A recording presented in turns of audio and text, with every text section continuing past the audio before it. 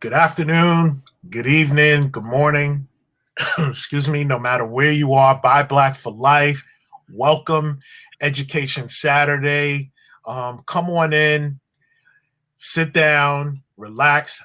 If you're in the Northeast like we are, I know it's raining outside, so it's and it's windy. At least in New York, it's windy. So I know you're in front of the computers. So just come on in, relax, hear this amazing conversation. My name is Jerome Hurt, founder of Buy Black for Life. You are watching my Education Saturday conversation series. Welcome. And my guests are people that I call family, right? We have been able to connect virtually, and I love everything that they're doing. Their children were part of our kidpreneurs. Like, I hope y'all are ready for this family right here, because they are dope. So let me just read their very quick bio. And let me also say, y'all shorted me on the bio because I know much more could go on that bio than what you put on it. Y'all know who you're talking to. So let me get to it. Alfred Sloan and Deshaun Haulsey-Sloan, Shoney official, also known from the Shoney Talks lifestyle show as the husband and wife from the Life with the Sloans. On YouTube, were both born in Philadelphia, PA. And if you're from New York, we call Philadelphia the sixth borough of New York. They are both the brains, creatives, and influencers who have been using all of their platforms along with LAS Customs to promote awareness about Black Wall Street Rebirth Initiative. It's a custom lifestyle. So Buy Black for Life, welcome. So she calls herself Shoney, so that's what I'm going to call her. And Alfred, welcome to Buy Black for Life, family. Thank you for being here. Yeah, it's a pleasure to be here. Thank you for having us. We look forward to this engaging conversation and educating everybody. Please feel free to comment. We look forward to live. We want to keep it live and keep the dialogue open. Yes. So let's jump right into the conversation. So it is the centennial of the burning of Black Wall Street down in Tulsa, Oklahoma. Alfred, you and I had a conversation months ago when your wife forced us both. And I put y'all on a date to have a conversation. Talk with us about what it is that that you both are doing with respect to the Black Wall Street Initiative. Definitely. So for Black Wall Street, for us, just to give you a little background, Deshaun and I met in Tulsa. We both were going to Oral Roberts University at the time. And I had the privilege of meeting one of the survivors of the Black Wall Street Massacre. His name's Otis Clark. We call him Dad Clark. He was actually one of the people that actually went to our church at Greenwood Christian Center, which is now Transformation Church. His daughter, and his granddaughter took my family out for lunch, and that is actually how I learned about Black Wall Street. Wow! And I actually met his daughter because we took classes together. Wow. And I didn't know him at the time. Nope. So go ahead. His granddaughter is actually a few years older than both of us. So she actually went to class with her, and she was she was leaving ORU as I was kind of coming in. But we had the privilege of meeting him, and we learned more about Black Wall Street. We're sitting across eating some soul food, and he's like, I'm like, what is that medal you have on your chest? Like, what is that? He had this green sash with a gold medal here. And he's like, oh, I'm a survivor of the Tulsa race riot, is what they called it back then. Right. And I'm sitting there like, what are you talking about? The headlight status. I don't know nothing about it. Right. And so he went ahead and started educating me for probably about the next hour and a half on the events that actually transpired there. And I didn't know it at the time, but the more I started studying it and learning it and reading about the actual instances and even getting some articles from the newspapers, the more profound it actually became and how systematic it actually was. Wow. So just to give you kind of a little background on how the story came about. Please. So with Dad Clark was 18 years old when it actually happened. He ended up leaving after the massacre happened, and he left and went to California and stayed there for a number of years before returning back to Tulsa. When he died back in 2011 or 2012, I can't remember. He was the oldest survivor. He was like 109 when he passed away. Wow. Yeah. God bless him. Yeah. Wow. For the males. Yeah, and for everyone. male. Yeah. That's wow.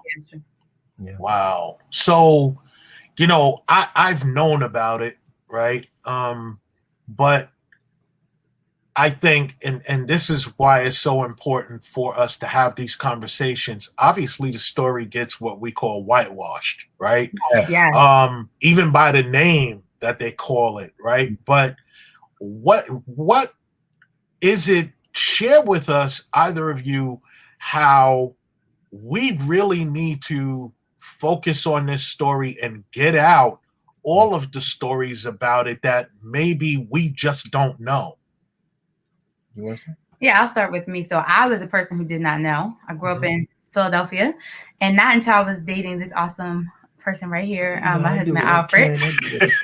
All my life, and that I've met him, he's been trying to educate me on everything. Okay.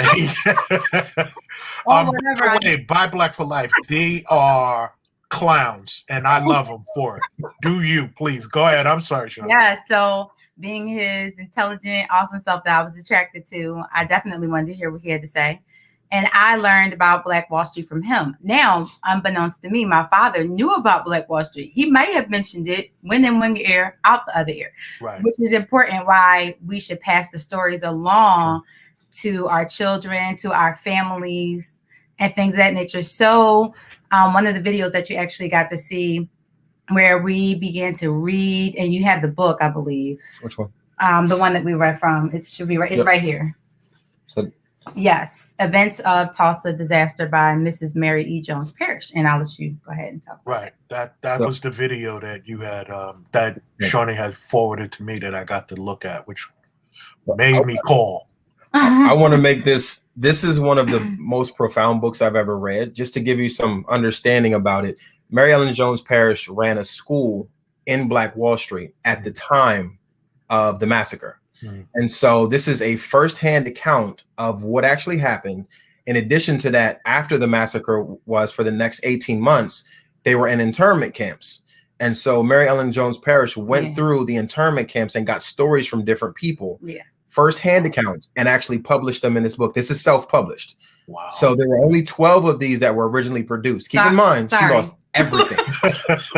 No, you cannot. I'm sorry. I heard somebody. I thought they were saying something. Okay, what? He self-published this book from an internment camp. So I want to get people to understand the power that is. Yeah. This book was originally written in 1922 and completed in 1922 and published. The gentleman that actually gave one of the original manuscripts donated it to a group called the John Hope Franklin Foundation. So if anybody's interested in getting it, you can actually get a reprint of it in this exact format. I think it's like $20, $25, and you can have it shipped out. But there's original pictures in here. Forward me to chat so I could put that out there, please, because that's vitally important. Thank you. Wow. But it was 35 square blocks that had been completely taken over, burned to the ground in Tulsa. And it was done by U.S. citizens against U.S. citizens. And obviously, based on the time frame, 1921, you can kind of understand where that came from. But there's a lot to it. And that's the reason why we need to make sure we educate our children and we get the story out. There's a lot of things that are going on right now where people are trying to suppress that. There was a bill that was passed, I think about 2 months ago, called HB 1775. Correct. It was passed in Tulsa, and it prevents them from educating people on the history of Black Wall Street and similar instances. And there were several massacres that actually happened in Oklahoma alone, not to mention outside of Oklahoma and other areas. So I do know the reason, and it bothers, and I can't use the word, it bothers me, the reason why they do not, the passage of that bill is not to protect the families, right? But it's to protect those white lives from feeling any guilt about what their ancestors did. That is the only reason for that bill, and I know that very well. That's number one. But when you talk about 35 square blocks, we have to be intentional in talking about the fact that we are talking about a thriving Black community. Like, Right. we have to be intentional about that, and that's why we term it Black Wall Street, right? So talk about that.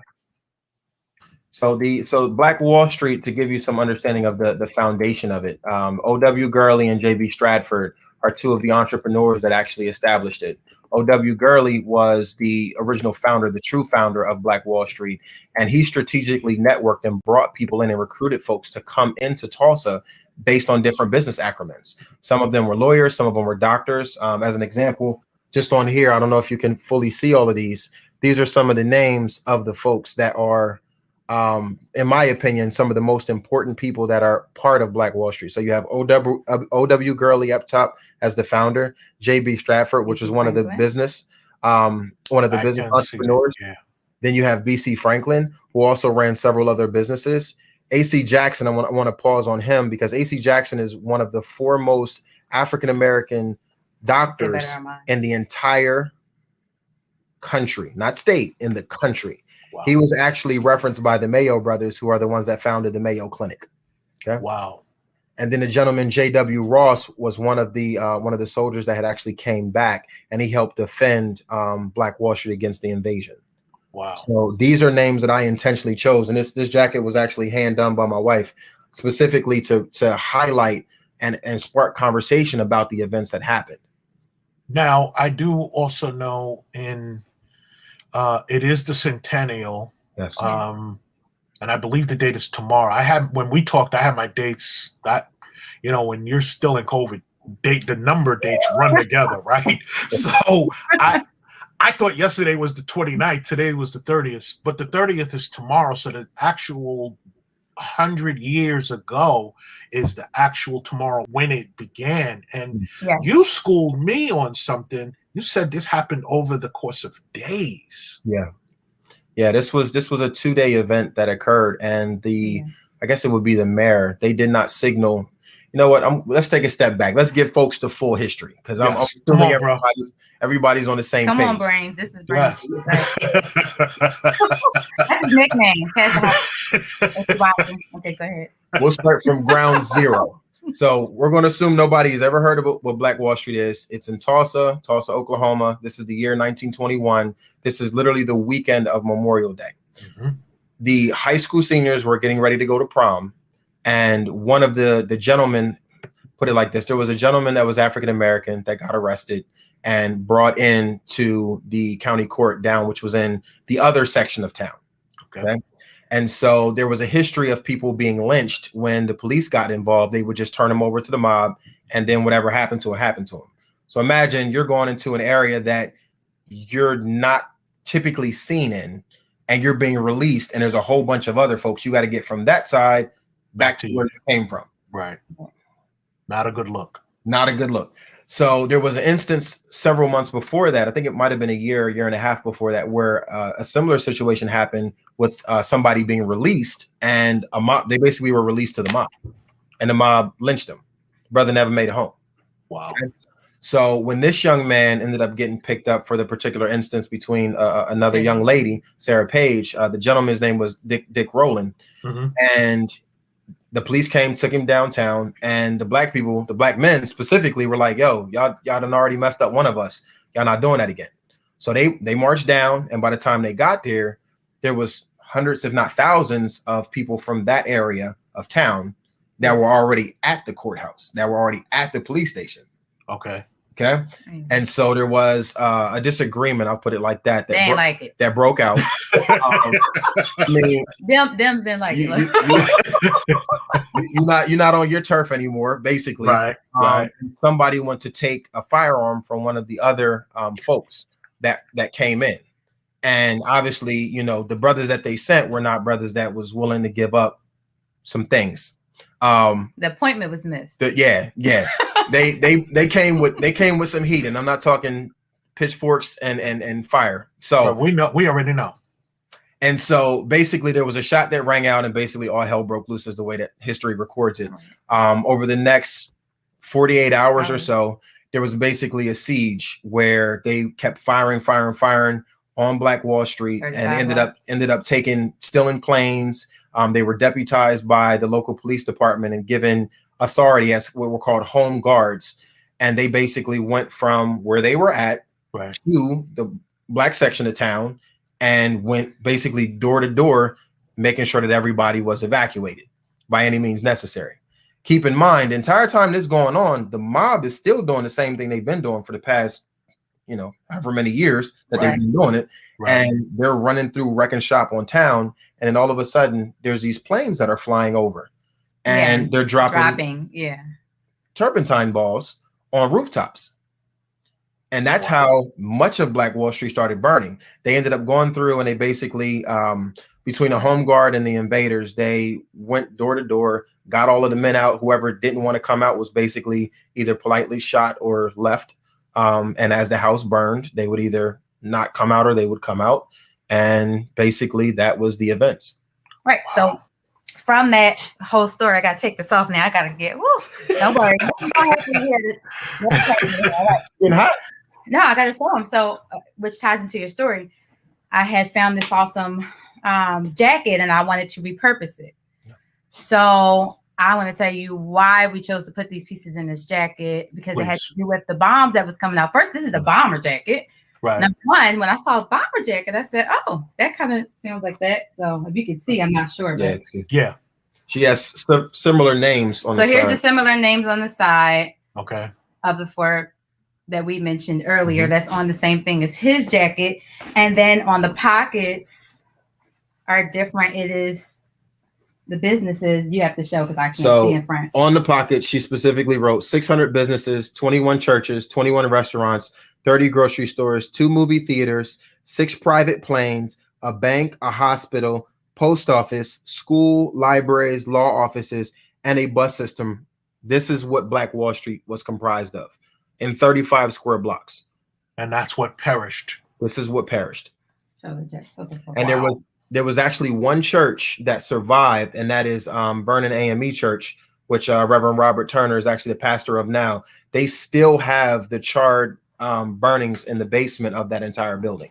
That's the original foundation that was actually built before the massacre. Right. So when he originally told me this story, he did not call it the Tulsa race riot. And this is why I put on jacket. Alfred told me it was the Tulsa race massacre. Let's call it what it is, right? This is what it was. And so on this jacket, we're displaying those types of things. And then on the back, and I'll have to continue the story, but we have these are couple of the businesses that she put on here. Gurley Hotel, which was ran by O.W. Gurley, Stratford Hotel, which was run by J.B. Stratford, Mount Vernon AME, which is the church that I referenced, and then Dreamland Theater, which was one of the central landmarks. If anybody has ever seen The Watchmen, yes, The Watchmen, when they have that Black Wall Street episode, the Dreamland Theater is the one that is that central theater with the big marquee that's burning in the background. Wow. Yeah. All right, continue. Please. Yeah, I'm like a student right now, so go ahead. I'll do your thing, bro. So basically, what's the normal strategy when a situation like that happens is technically there's supposed to be, because it's civil unrest, just like what we saw in Baltimore. There's typically supposed to be a more tactical team that comes in to help quell it, and that's supposed to be done within a short period of time. If not, then it gets kicked up. And so what should have happened earlier in the situation was the National Guard should have been dispatched to help quell the situation. And that didn't happen. Right. And there's several historic studies that have gone into this that were funded by either the federal government or by private entities to be able to actually uncover the events of it. And many of them, we got a stack of books over here that I can share different ones with you. We'll share some. But the one that I really like the most, Hemi Hannibal's book. Okay. Yeah. Our good friend, Mr. Hannibal Johnson, he wrote a book called Black Wall Street 100. This was just released, last year? I think last year. And so in this book, Hannibal actually has a dedicated curriculum. He talks a lot about the events that happen, but he also provides a curriculum for education. So this was published, and even before HB 1775 came out, they were already his team and several other groups were working to be able to get this incorporated into the educational curriculum in Oklahoma, and it got accepted. So then HB 1775 came out. So we'll see what happens as a result of that. But this book, and he's still working, I believe, to get these in many schools, Yeah, right? yeah. And the curriculum. Yeah. So I'm gonna share a blessing that came my way that I hope to be able to tap each of you on the shoulders for this. God blessed me with the opportunity to be selected to the board of trustees of a charter school here in New York. Excellent. Congratulations. And the students look like us. Wow. Right? So my thing that I would like to be a part of is bringing curriculum to our students, because they ask, what would you bring? Of course, me being a financial professional saying financial literacy. Yeah. But bringing curriculum like this to our young people, we have to be like you both said, these are stories we have to share. So be ready for the call when I get that blessing to be like, yeah, well, let's bring them in for that conversation. Be ready, because I'm coming for you, because you're not only educating so many people who are either watching this now or going to watch it later. I'm sitting here and I thought I knew all there was to know about Black Wall Street. Obviously, I know nothing, right? So what you are doing is really educating me. And these are firsthand account stories that, you've had the blessing to be able to hear. What's going on down there? Like, I know I saw something yesterday that they're having going on. What's happening now down there now? And I don't want to call it a celebration, because what happened to our people is nothing to celebrate, right? And I'm very clear about that. But we're commemorating it because we need to remember it. So what's happening down there right now? You want to take this one? Well, I know yesterday what happened was a Legacy Festival. Started. Yep. Yeah, that started off the talk of it. And I believe they're also having people to do some pledging or donating things that they want to do. So basically right now, so it's over roughly about a week. What they're doing is there's several events that are occurring right now. There's a couple of different things that came out specifically from like artists in Tulsa. There's a new album that Motown picked up called Fire in Little Africa. And a couple of our friends are actually on that. And matter of fact, I got to pull up the gear real quick. Hold on. We did a little video. We're gonna probably drop later, but featuring some of the pieces that we're going to show you right now. Okay. Just to kind of bring awareness, like that's the whole purpose of a lot of our platforms that we have. We want to educate, we want to create legacy and all those types of things. So exactly. Here you go. So this first one is Fire in Little Africa. This is one of the shirts we got last year when they initially started talking about the project. We actually know several of the artists that are on it, but this is an image of Tulsa actually burning. I don't know if you can make it out, but it says, I can. Little Africa on fire, Tulsa race riot, June 1st, 1921. Now you guys have merch of your own for this. I'm sorry, go ahead. So our merch is a little different because we are more into, our whole slogan is it's a custom lifestyle. Yeah, right. So we are not the person that you would come to and just buy things in bulk. We do custom work. Yeah. So any jackets or any hats or anything that you want basically done custom, specific to you that nobody else is rocking, that's where you come to us for. And there's one caveat. I'll give you the one caveat. These sneakers that you see behind me. Yeah, not these sneakers though. I want to be very clear. Hey, let's give a shout out. This is my boy right here. Not my man like that, but this is our boy. So we're going to shout him out. This is my homie Sean. He goes by Raw Artwork. Yes. I'm going to try to get this as close as possible. Oh, those are dope. To see the details. But these were hand painted by him. Hand-painted. Okay.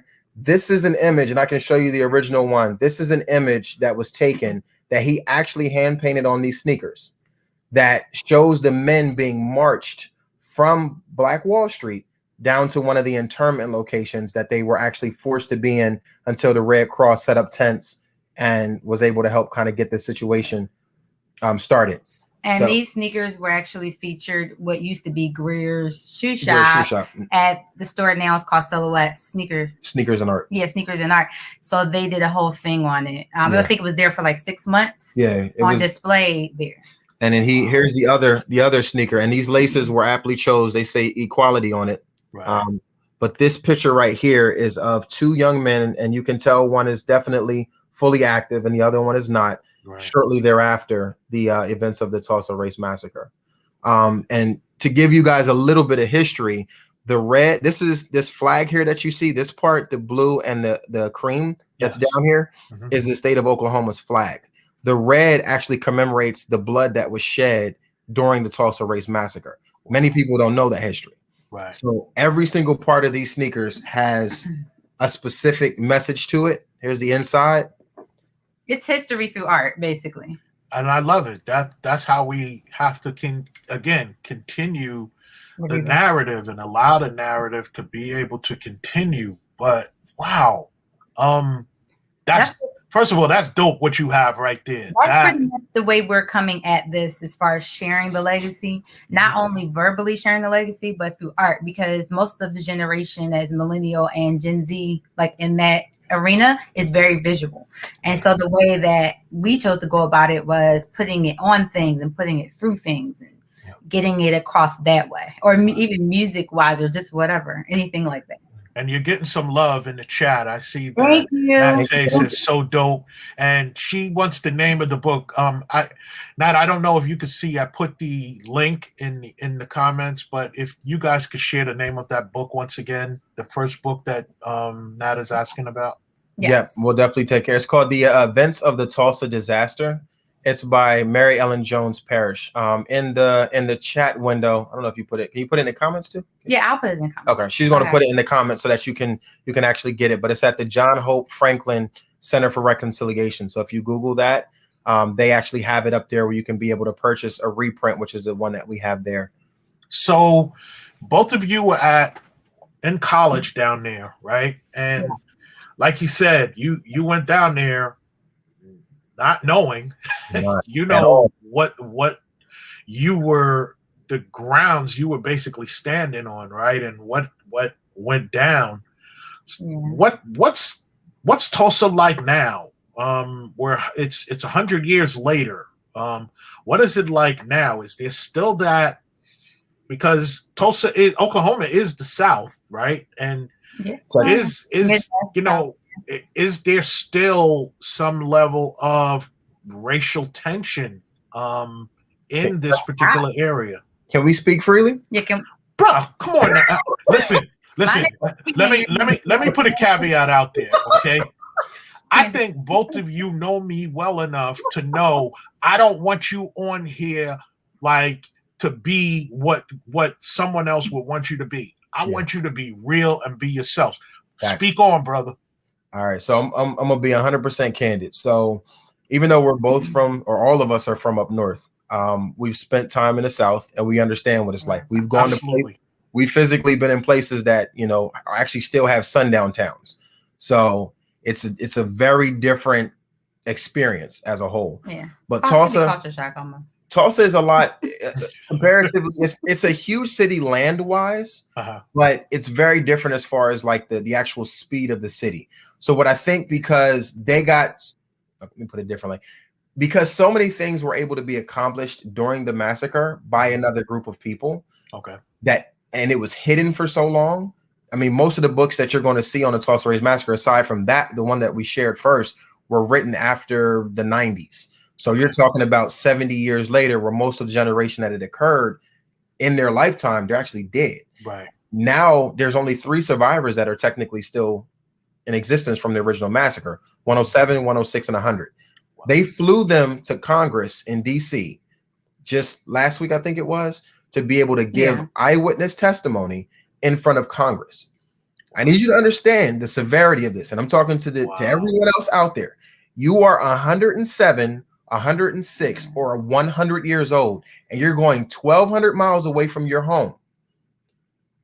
2 of these individuals had never really even gone to DC ever before in their life. Okay. Yeah.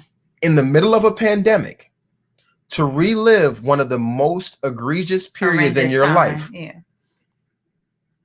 on camera for the world to see. Something that you see every day that you can't unsee, and they're making you want to see it again. But even deeper than that, if we're talking about now, they're 107. They were 7 when it happened. That's right. Right. So we're not talking about their 107-year-old perspective back then. We're talking about their 7-year-old perspective back then. And we can only imagine what they were feeling. Wow. Yeah. There's some quotes from, and if you want to view it, it's about 2 hours and 45 minutes. But they actually have the full live. It's on YouTube. We'll find a link. We'll put it in the chat. Please. I watched that entire thing live. There was nothing that was going to prevent that. Mm-hmm. I watched that and I listened and heard, Mother Fletcher talk about still smelling smoke. Yes, smoke. Still seeing bodies in the street as she had to run from her home at 107 years old. It's not anything in any way, shape, or form that should have ever occurred, let alone to be hidden for that long and now to intentionally try to be suppressed by another, group that is in political affiliation with a certain party or certain group to be able to push this agenda. I sat there as my son a couple weeks ago was reading the Pledge of Allegiance, and I was reading through HB 1775. I was looking at all of the steps that it had to go through in order for the bill to be able to pass. The gentleman was the gentleman, Governor Stitt, at the time that the bill passed, was part of the Tulsa Centennial Commission. Wow. He recently was asked to step down. Had to. But I want you to understand that these are folks that are technically supposed to be working for the positive on behalf of something that was a very horrendous period in history. And they're passing things that prevent it from being able to be talked about. So if they're going through legislation now, how many years before that were people not allowed to speak? Or if they did speak, there was some alternative situations that happened to them. Bro, so here's the thing, and it's not to absolve the governor from that. He's realizing my family played a hand in this. Yeah. And let's be clear, that's what white America doesn't want to happen. They don't want it to be that the reckoning now comes, that their names and their, relatives' names are on history for being a participant in this. That's not to absolve him at that particular point. If that's what he felt, he should step aside, not want to create a law that's going to suppress it. But he passed it, not create. There was 50 steps to get from when it was actually introduced to when it was passed.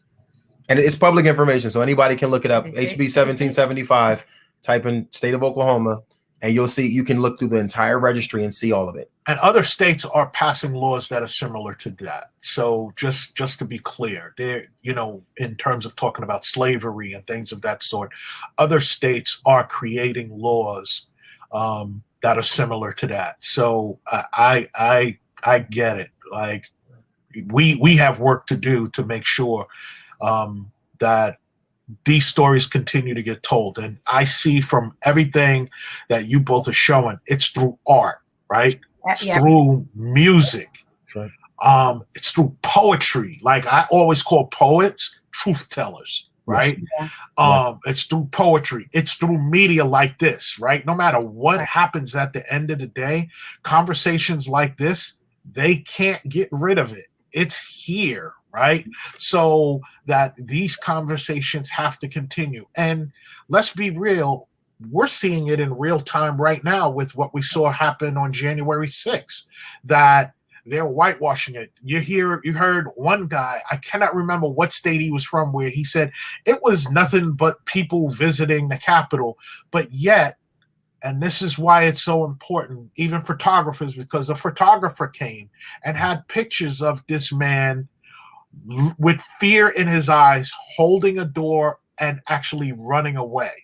So it is vital in this time, and I did it, right? I'm part of an anthology where I wrote in an anthology what it is that I felt after the election, and I called it a letter to my daughter because Nice. I felt it was so vitally important that my daughter see, there's a woman that has a similar story to yours, baby girl, Right. and here it is, right? So, but that anthology is so filled with people's viewpoints. So we go about it in different ways, and it's dope that we do, because they may be able to suppress one, they're not going to be able to suppress them all.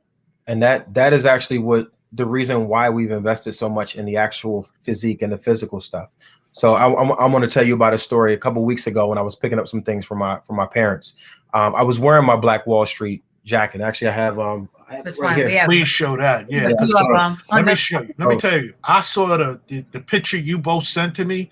Dope. Like, I was like, yeah, that's how you do it.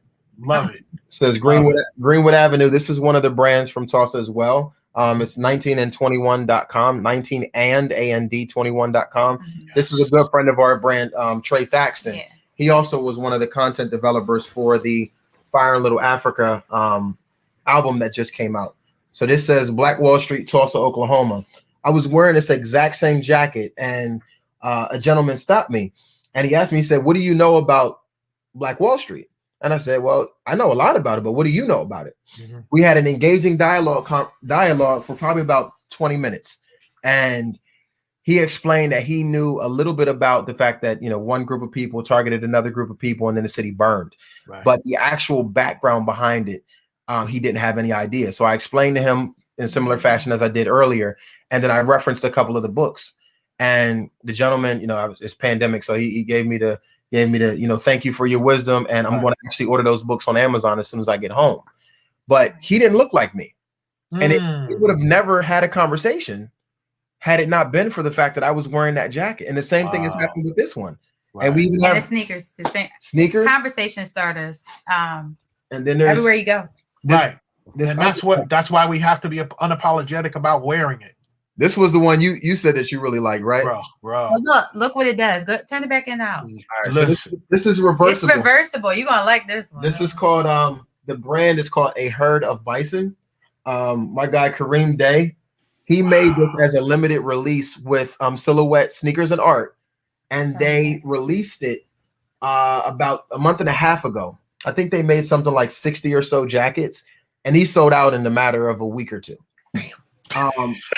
Now with that being stated, if you need something, just inbox. I'm working with Kareem, and I told him, I said the amount of comments that we've gotten on your jacket is ridiculous. You need to come out with some more, whatever we need to do to have that done and do a second run, because we wanted some for our kids. Right. And we didn't have that, and we're like, we appreciate that you have it for us, but can you also have it for the children? Because anyone who follows us knows our whole family rocks. Right. All the time. I'm not just with me and him doing this, but it's a family thing. I know that.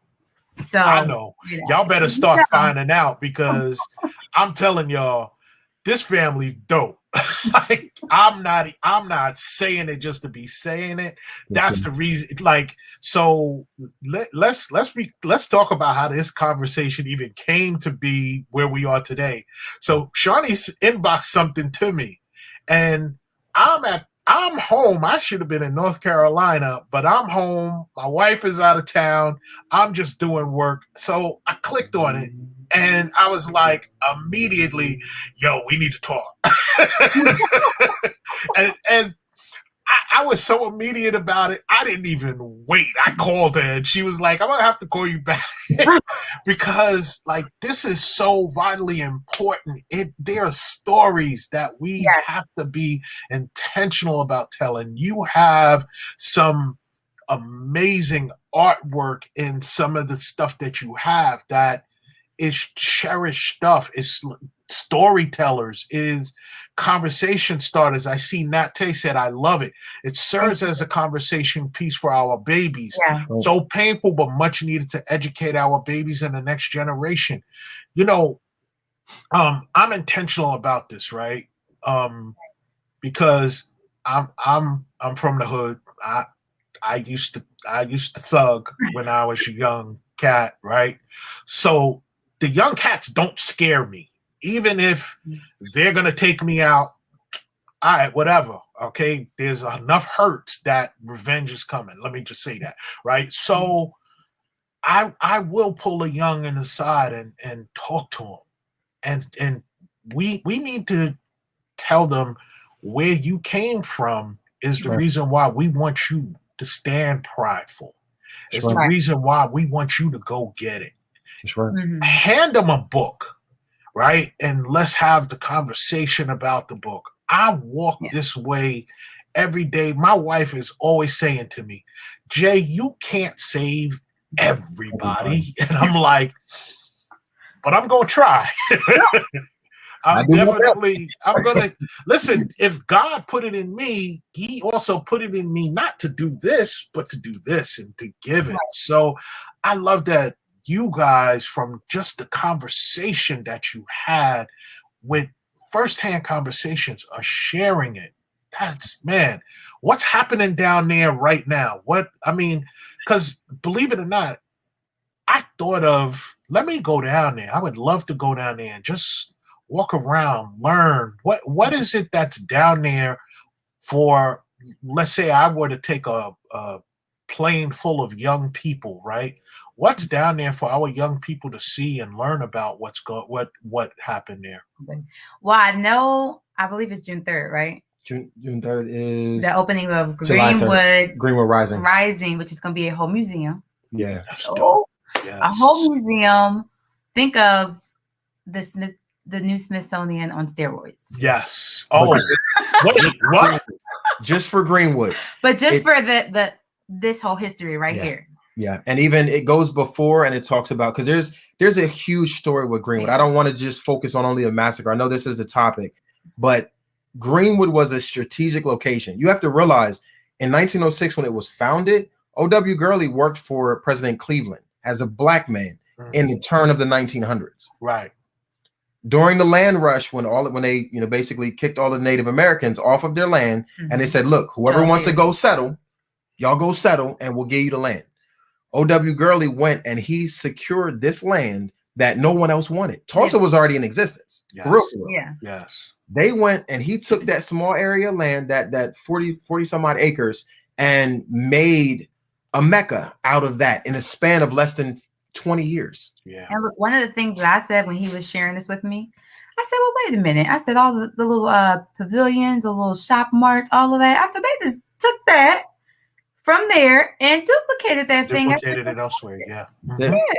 So there's an article in the New York Times that just came out, I think 3 days ago, where they actually have a 3D view and you can walk through what it looked like, what Greenwood actually looked like as a 3D model. And it tells you the stores, shows you exactly where it's located at. I can send that you guys really have to see this. I mean, it's dope. Like, it is. It's so dope. Yeah. We have to send. What is it? Where is it? We'll find it. I'll find it for her. But it's really dope. Like when you walk through it, it's literally highlights the place and it tells you the history on it and the stores that were part of that building. And you keep going down, like it's interactive. It's dope. Like whoever made that is dope. I love it because my wife and I we do the Hurt World Tour, right? And we have a United States edition where we're trying to see all 50 states. So I was there. I told her when we go to Oklahoma, it has to be Tulsa, right? Tulsa it has to be. Tulsa, Boley, and Langston are three of the what you would consider like an HBCU cities. They were, and each one of them suffered from a similar massacre, may not necessarily be as bad, but similar things that were going on. And so what I actually have it right here. I'm gonna and while he's sending that, I guess I'll shout out. These are people, when you think about them, and they kind of always talking about the next thing that's there that you might want to check out. Yes. And one of our friends is Mizo. Yes. Who runs, he has to have a shirt too. You can look over here, but he does a program and he talks about everything that's the hottest in that particular area. If you want to learn about the history, his focus too is also Black Wall Street as well. So we'll put his little information in there as well. But 20 on the podcast. 20 on the Town podcast. Yeah. He has his own podcast. It goes through Spotify and Apple Music. But he talked with a lot of the artists. Matter of fact, a lot of the artists from the new Fire in Little Africa album, going back to last year, started working on a podcast. There are more than 60 artists that Motown signed. Wow. Specifically for this project. The gravity of this, the only other artist that I know of that really made it big that came out of Tulsa was Wayman Tisdale. I remember Wayman Tisdale because actually a relative of his was brought on stage with what I was watching last night. Because as soon as I heard the name Tisdale, so my brother's favorite basketball player when we were kids was Wayman Tisdale. Had to call it.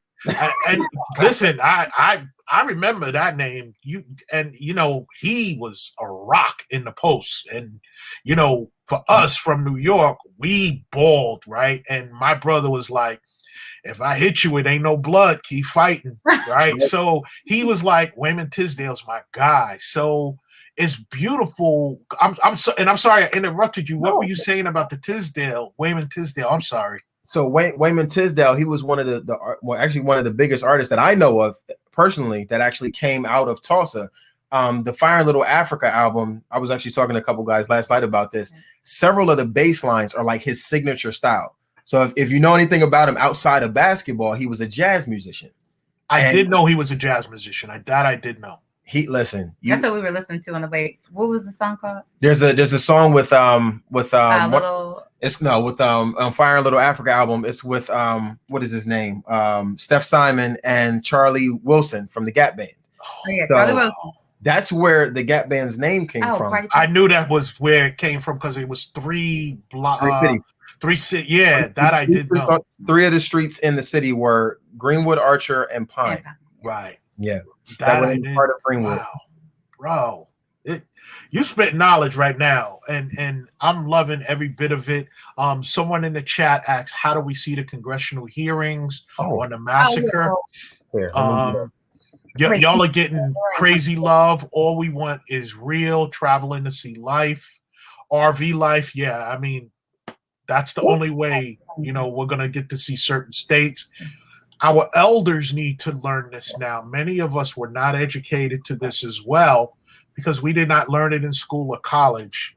So we cannot assume that the elders already know. Let me just say something in response to that, right? We as the BIPOC community were miseducated, right? I haven't been in college in way more years than I care to share, but my education sense far exceeds what it is that I was taught in college, high school, whatever it may be.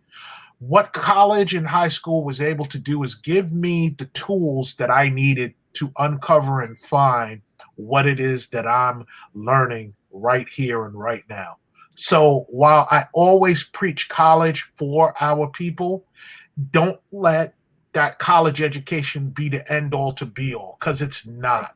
You're going to learn so much more in life after those years that it will serve you in ways. And I believe me, the way that I got to those things is through the foundation of going through an educational system. But they did not educate me, any of us as the BIPOC community, in the way that we needed to be educated. And if I can be frank, my grandmother taught for almost 30 years in the public school system. When I came back from Tulsa, I had made it, my intention to be able to help spread some of this information. And then the first people I started with was the people that meant the most to me. So my grandmother and grandfather. Right. And then with my parents, and then obviously with my siblings, all the way down to now our children. Your children, right. And with the Tulsa race riot at the time, my grandmother had never heard of that. Wow. Like the Willie Lynch letter. She had never heard of that either. I remember one Thanksgiving, I actually read that to my entire family. And I just asked them, I said, I'm going to read this to you. I'm not going to tell you what it is. I just want you to think about it and tell me if any of these things still exist now. Mm-hmm. And I read it to him, and it was eye-opening for one, but for two, I used that same tactic when we started educating our children. And my oldest daughter, who's 9, Leilani, who was on the show, Mm-hmm. we had the conversation. I said, Lay, what do you want to learn about more? And she said, Black Wall Street. And I said, all right, cool, no problem. So the first couple books I bought her children's book from Hannibal Johnson. Oh yes, That's called Up from the Ashes. Yep. Y'all have to get that book for your kids. That is the best book to start your children. That's it. And it's a simple and easy book. There's another book that'll be coming out. It's actually a comic book by our good friend Christopher Winfield. He's working on the Black Wall Street comic. Yes. And he's going to incorporate a lot of these elements directly into that. I don't know if it'll be a series or a small graphic novel. But what we did was when our daughter came and told us that she wanted to learn, we said, here, we're going to give you this book and we want you to start. We're going to make some cards up as if you're going to go and you're going to start educating people. So I kept one of them, of course. And this is the actual card that she did. And if you can read it, it says support Black Wall Street, Tulsa, Black Wall Street, Tulsa, Oklahoma. She made this. And then inside of the card, she had a little handwritten note for each one of the people that we were supposed to be handing this out to. I kept this one. Wow. She's 9. Yeah. So the premise is, Wow. you encourage your children in whatever way they express themselves. Every kid's different. Some kids like to build things or whatever they like to do. Right. Encourage them to spread the history and our stories the way that excites them, that gets them happy about it. Right. Meeting them where they are. We talk about that all the time, right? I realize this is a hip hop. When my kids were young, my oldest is 35, my youngest is 29. And I was a hip hop head, right? I can drop some bars right now, like seriously right now. But I also realized as much as a hip hop person I was, my kids were hip hop heads. Yeah. So learning for them was different. I mean, I'll never forget my son, straight A student. He has the TV on and he's listening to hip hop music. And I'm like, Jamal, what are you doing? He's like, homework. He's doing homework. And I'm like, how is it possible you are doing homework? But then I paused in the midst of saying homework and I'm like, he's a straight A student. Shut up and go back to your room and do it. Let him do his thing. That's his message. Right. So it works. Somebody said go. Listen. No, don't get me started. They want me to drop a verse. I'll drop a verse afterwards. Trust me. And it's a good thing. Y'all want to hear it now. All right. Here we go.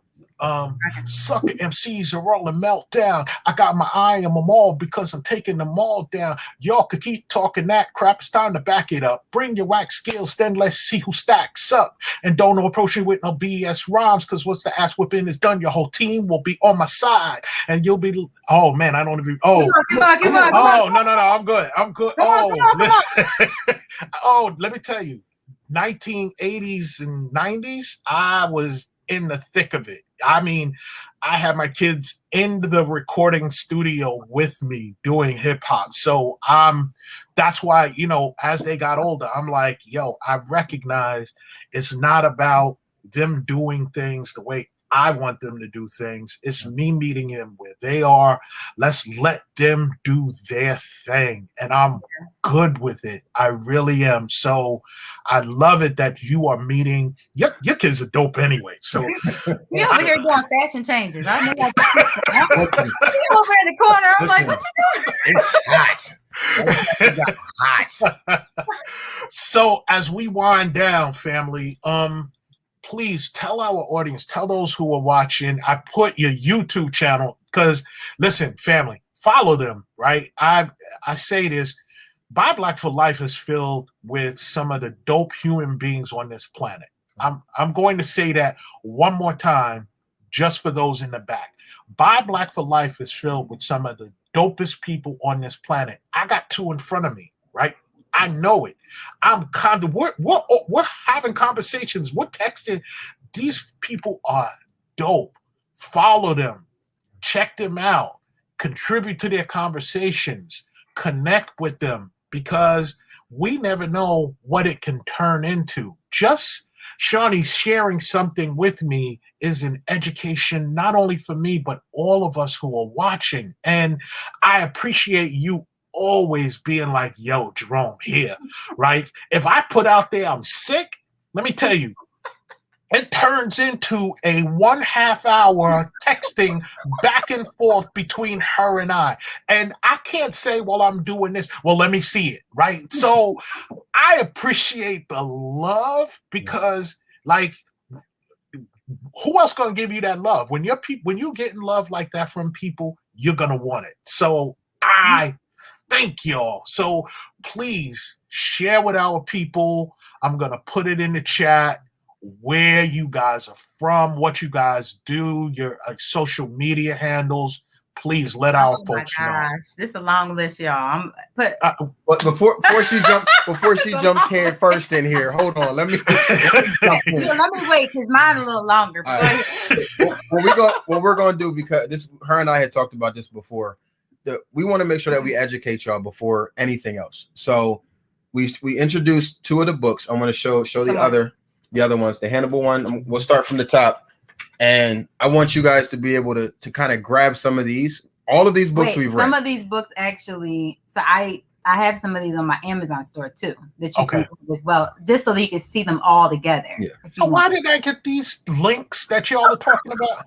I sent a run of show to you. If there are any links that y'all are gonna be, I'll deal with them off camera. I love y'all. I'll make sure y'all get this. Black Wall Street 100. This is Hannibal Johnson's book, one of the phenomenal ones. This is the one that has the educational curriculum in the back. It's under Appendix D. So if you want to look at that, the second one. This is a printing before, which is the race riot of 1921. It's the same thing as the red book that we showed, the events of the disaster, but this is one that was reprised. This is a second edition. This is the original one that we showed, same book, Events of the Tulsa Disaster, Mary Ellen Jones Parish. These are all my personal collection. So you're not showing y'all stuff borrowed from the library. We ain't getting your library. We can't get up in there. There's no library cards that's gonna get folks to be able to get. These are here. These Alfred nowhere else. Yeah, he don't do that. He don't even let me get a book. I have get my own book. Copy. He's like, no. Wait, what you doing, babe? Where you going with that? Same thing to me. Same thing. Actually, give me both of these, because this was the original book that Scott Ellsworth wrote called Death in the Promised Land. This is a new one talking about how the city actually has dealt with that since the massacre. And obviously, as you can see, the subcaption, An American City in Its Search for Justice. The survivors still have not gotten reparations. I was going to say, what justice have they really gotten? There's a Justice for Greenwood initiative that I would highly recommend everybody check out on Facebook. They're providing a lot of the up-to-date news information and things like that associated with it. Right. That is the group that actually took the survivors to Congress. They're the ones that got the forum and platform, in addition to a few other folks, to be able to make that happen. So another question with respect to justice, right? And if you guys are okay going like another 5 to 10 minutes. We're good. We blocked out our time. Great. My question is, in terms of being brought to criminal justice, has that happened? Nobody to my knowledge. No one's been held accountable for the burning down of this community. I want this. You know what? The people that came, aside from the mob, were people that were deputized. So they were given a badge for all intents and purposes, and potentially a firearm if they didn't have their own, and told, go do thus and such. Deputized, I want you to pay attention to that word. That means you have been authorized to do. Right. No, what deputized means is that you are able to basically do whatever you want to do. I'm gonna put it like that. On behalf of, right, because we can't exclude that whatever your actions are, they are authorized on behalf of the government, the local authorities, whatever it may be. So that's the impetus of deputizing you. You can do it, and we're authorizing you to be able to do it. You are free from prosecution. Bingo. So no one has been held accountable for that. No, and the matter of fact, this book here, this is the book that really started it for me. This is before I met Hannibal. This is the first book I bought after I had learned about the situation from Dad Clark. It's called Riots and Remembrance. This was a gentleman that actually was commissioned to be able to go and do the thorough study, get the access to the National Guard records, get the access to all of the things, the materials and things like that that were misplaced, that were found, like machine guns that were found after the massacre, some of them that were photographed during the massacre. This is the gentleman that actually went and compiled all of this in this particular book. Wow. Okay. So if you really want to start kind of where I started, this is the first book that I started, and then the other ones I built off of it from that. But this has a lot of history in it. Hannibal's books, this one and another Black Wall Street book he wrote, has a ton of things in it as well. But yeah. Bro, family. I put the link in the chat, but I also am sending it to you as well. So when you go to this my Amazon store, you go under Books I Love. It also has the children book as well. Yes. Out from the Ashes there. Yeah. And then the last book I will share with you. And I like this one. This one is the Tulsa Race Massacre, a photographic history. So I'm not even gonna touch base on this one. There are some things in here that will get us banned from Facebook if we show it. Right, I got you. So just get the book for yourself. Yeah.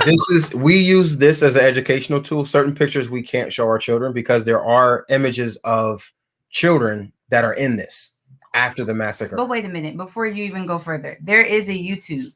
I believe Hannibal is the voice behind it. And it gives what I thought was a nice way to show your kid pictorially what happened in video form. What is it? Yeah, you know what I'm talking about? It uses stick figures, doesn't it? Yeah, there's actually there's a series that's coming out tomorrow, or not series. Russell Westbrook produced a thing called Tulsa Burning. It's with the History Channel. Okay. So if you want to look that up, it should be free of charge. I think they're going to have it online and also on the actual History Channel. It's supposed to go live, I think, at 8 p.m. tomorrow. I did see that. Yes, somebody posted that in our group. As a matter of fact, yes, it's the History Channel tomorrow. Yes, and I'll make sure that I find that post and put it up there. Someone did post that into the group. That's why when you said it, I'm like, wow, that sounds really familiar. Awesome. Listen, here's something I have to be real about, because the time we've just spent is not enough, right? This is a conversation that we could probably spend like days on.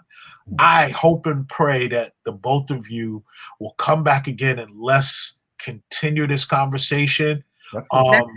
Let's find a way that we can create some content around this. Let's find a way that when that museum opens, that we can bring some kids to it. One of my friends, it's a funny story, we ain't gonna go into that. Anyway, one of my friends, she's actually, her and her 3 boys are on the welcome video for the museum. Yeah. Wow. Yes, I'm gonna shout her out really quick to Latanya Pratt, just in case if she watches this. I love it. I love this. But we gotta do another conversation. You guys know I'm open to anything. We've already spoken what it is that I have in mind for you as being part of Buy Black for Life, because I love y'all. Y'all are dope and what you do. And our alignment, even though it may be different in what we're doing, but educating our people is what you are about as a family, and of course what we are as Buy Black for Life in the community, and of course who I am as an individual man. So I'm loving this. I put your YouTube in there. Yo, let me tell you, y'all be clowning on your all YouTube. the time. On and off the camera. This is normal. Yeah, so I have it up there. Buy Black for Life family. Support my family here. Philadelphia, Philly in the house. Yeah. Nothing but love for them from day one. It's been like love between the 3 of us, and I really do appreciate you. Any last words that, and I'm Shoney, I'm gonna start with you, that you would like to share, on this topic, whatever topic, please feel free. Any last words, please? Yes, I just want to encourage all families and even singles to begin to really create a custom lifestyle, don't just learn from the past and go, ooh, that was nice. But what are you doing for your family, as well as telling these stories to create your own custom lifestyle that encompasses the message, that encompasses everything that you believe, all of those types of things, so that the people that watch you, you are the book they read. Amen. You are the book that they read. So hopefully that they will be reading some of your history. They'll be reading some of your lineage, all of those types of things, and not just, the things that just kind of fade away that we don't think about. Amen. Thank you, sis. Al, come on, bro. So she went through the custom lifestyle thing. So I don't know if I got anything left behind that. It's important that whatever media or canvas it is that you have, whether it's your personal body or whether it's the clothes that you wear or a social media platform, that you engage others to be able to help change the dialogue and change the trajectory of history. I intentionally, and we intentionally, we decided a long time ago that if we're going to buy gear, it's going to say something. Yes, you're not going to see me rocking a whole bunch of other stuff that's just miscellaneous. It has to be. Yes. You see right now, Black Wall Street District Gym. Black Wall Street right here. Got Black Wall Street on the side of the hat. Wakanda up top. At the end of the day, I want my shirt or my jacket or whatever it is to be a conversational piece and to be able to get me in places that I might not have never been able to get into. Exactly. Have those conversations or start those conversations that I would have never walked up and started.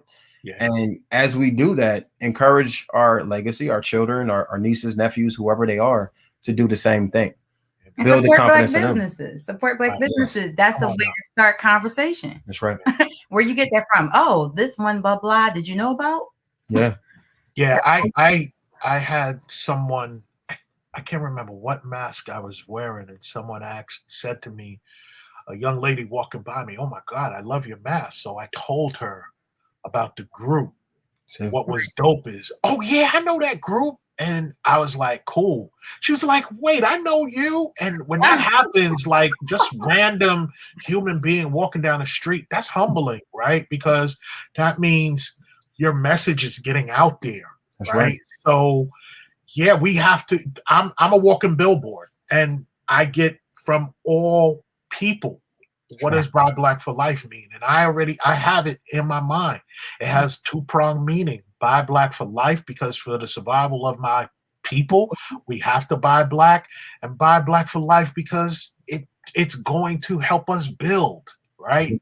It has a two-pronged meaning. So don't be afraid to wear, right, that thing. That's right. Don't be afraid to wear that. My wife has a t-shirt, bougie black woman. And, when she got it, I was like, tell that, right? She was like, yeah, there's a story behind it. And if ever I'm asked, I have a loving story behind it. I'm not going to hide who it is that I am. That's Love right. it, right? And we can't. We have to speak our truth. So this Buy Black for Life, this whole movement is not just a channel, it's not just a station, it's not just a group, it's a movement. It's a mindset too. And it's a mindset. And I want to be very clear. And this is why when you called us about the Black Wall Street thing, I'm like, definitely, because this is a legacy of Black Wall Street. Yes, sir. This is an extension of the original foundation of Black Wall Street. This is why, right? So to be clear, the goal is to rebuild and create other Black Wall Streets throughout the world, or Black Wakandas. That's when you had absolutely, bruh. Yes, this is an extension. Absolutely, you hit it right on the head. Right on the head. Look, this is the best group. I'm telling you, like the fact that we're talking, that I'm here in this group. When I first came into this group, it's different. The whole level of the way this group operates is different. Sure. And that's why I'm still here in this group, because it stands out. There are other groups that have a name they were trying to do, whatever it was. No knocking, but no, no, this really is the best group. I love the organization of this group, the education in this group. I love the people in this group. I like how people are conducting themselves in this group, and they really are trying to network and connect with each other. And that's what it's about. But you You can't do that unless you have conversations. Exactly. Beyond the post. And every single piece of merchandise that we shown from these sneakers. Matter of fact, I didn't even show. Oh, the box. You gotta talk about the box. How you gonna talk about the box? My bad. God. So from the sneakers to the shirts, every single thing, with the exception of maybe 2 of the books, were written by people that were not Black. But all of the other gear that you're seeing are all Black-owned companies. These are all Black-owned individuals. Yeah. I know these people personally. The way that we were able to get these sneakers in silhouette was a simple phone call. Hey, I have these custom sneakers that I had commissioned. As soon as they're done, would you be willing to do thus and such? No charge. I'll cover it. Dope. That's how the conversation started. Right. Meanwhile, these sneakers are in Tulsa, Oklahoma. I had never seen them. Wow. I shipped them directly from the artist to Tulsa, Oklahoma. So my first time seeing them was when they got featured in a few of the things that happened down there last year in Tulsa. And I said, you crazy? So now she chopped me something fierce. But in the meantime, I knew I had the sneakers done. And so what I sought out and I looked at was, I want to have a showcase that I can put them in. Yes. So this Greenwood Ave box was made by our good friend Brian Ranson. He's from just outside of Harrisburg, Pennsylvania. Okay. Brian custom did this box for us. Okay. This is one of one. This will not be reproduced. Come on. On this box, and I'm gonna highlight, because we were talking about this earlier, Jerome. Yes. Greenwood Ave is the central location, the central street. This is basically Main Street down in Tulsa. Okay. The perimeters, you have Detroit, you have Pine Street, you have Midland Valley, and then you have Archer Street. Okay. Most people know. That's the borders of Black Wall Street. But most importantly, this is the part I want to show you on the back. Right here. This is an aerial image of what Tulsa looked like in the 1920s. 1921, this photo was taken. Wow. Okay. Wow. So this book historically, and matter of fact, I got a sleeper in here. So wait, I'll why show don't you you that tell one them too. about the story? What happened? They didn't know who you were first when your sneakers were there, and someone called you. People have been trying to get the. They've been trying to buy my sneakers. You can't have them. I don't care. It doesn't matter what you offer, but he'll tell you the story. This is the foundation of the Dreamland Theater. Dope, this is on the inside of the actual this part that slides out of the box. So this was a one-of-one creation specifically to house these sneakers. Every part of this is a conversational piece. Wow. Now, people are like, well, how did you get the streets? I texted Mr. Hannibal Johnson at almost midnight. Who was invited on the TED Talk to talk about Black Wall Street, by the way. I was like, go ahead, boy. Anyway, go ahead. I love and I said, Mr. Johnson, here's what I'm working on. Here's what I want to have done. Can you tell me thus and such? 5 minutes later, I got the text message. Send him over. This box was done for me in less than 3 days. Wow. Yeah, he's decent. You got some history right there, bro. That's the power of working with people. This is, I'm not showing you this because I just want to highlight what it is. We're talking about you got a network. You got to conversate with people in the group. Don't just post in the group. That's great. We appreciate it. But be a part of the conversation. Take it to the next part of the conversation. Are you continuing the conversations? Are y'all collaborating? What are y'all doing? That's the power of Black Wall Street. Collaboration over competition. It's our mantra. I don't want us going into back and forth and competing with each other. If there is something that you have that you can help another business owner, by all means, let's get it. That Follow Me Friday is intentional for a reason. It's not just to follow, it's to engage, it's to support. Let's have conversations, let's refer everybody. And I know that you both get it, because you are the epitome of it. And I see it in everything that you both have done. I'm a busy dude, but let me tell y'all, I make time for those who I get down with. I get down with the Sloans, y'all. Real talk. I get down with them, and they know it. Right. So that's right. I love y'all for real. I can't wait until me and the wife can head on back down to Philly and we can get up and we can sit around and we can talk, because and bring one of her crochets. Bring one of her crochets. That's her thing with the knitting. Let me tell you, and she's gonna be doing something in this group. Oh, excellent. I can't wait. She pitched it to me. And I'm like, cool. And I pitch something to her, and she's like, well, you got to pay me. And, she decided. That's right. Look, go ahead. Look. Hey. So, but you know what? I'm going to give her coins because she is that dope, and I know it. So, and Alfred, I know you know what I'm talking about. When you got dopeness with you, you know that you have no choice but to go right along, right on side with them to where they're going. And that's the blessing that I have. But Buy Black for Life, I'm so sorry, but this conversation, we're doing this again. I don't know when. I will talk to my family once we end this. I hope that this enlighten you. I hope that this open you up, your curiosity to learn more, right? I hope what was shared that you'll want to dig in and you want to find out for yourself. And I hope that once you do, we could have a bunch of people that we sit around and we're having this conversation because year 101, we're getting ready to make a trip down there, right? So that's my hope. That's my prayer. So I thank you both for being with us. If you are watching on replay, I ask you, do #replay, Buy Black for Life. Have a wonderful day. Have a wonderful Memorial Day weekend. And once again, before we kick off, one more thing, because I shouted him out, but I didn't put his information on. So if you want to check out, I'm gonna put him in there. This is Sean Michael. He goes by Raw Artwork _37. He is the one that did these sneakers for me. Put him in there, bro. Let's go. We'll definitely throw him on there. He is an African-American gentleman that is from Jacksonville, Florida. Listen. And ask him why he's not in Buy Black for Life, because he could be. He's on. And he could also probably be part of a conversation that we all have in terms of a round table about the artwork, about what's inspired. I mean, there are so many things that could come from this. Like, it's unbelievable. But this is you both are sharing something with our people that they would probably be paying for in a movie theater. So I thank y'all. I love y'all. Y'all already know I love our people. So I see it in the chat. Let's go. Let's get it. Let's find out about this brother.